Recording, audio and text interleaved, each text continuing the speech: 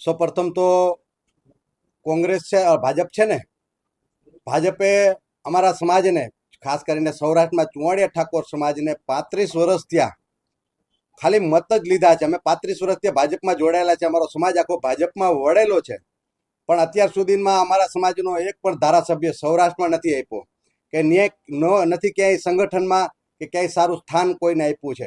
કેવલ ને કેવલ અમારા સમાજનું ખાલી મત જ લીધા છે.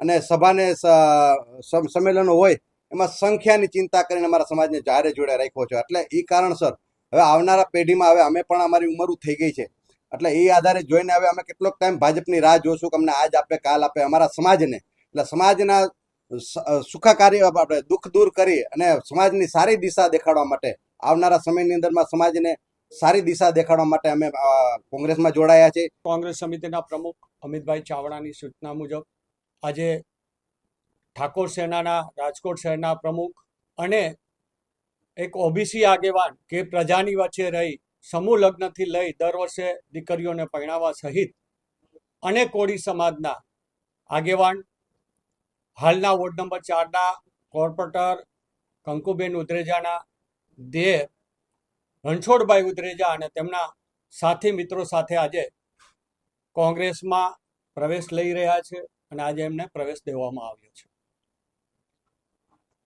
કોંગ્રેસ હંમેશા સામાજિક અને લોકોના પ્રશ્નો માટે જે લડી રહ્યા હોય તેને હંમેશા આવકાર્યા છે.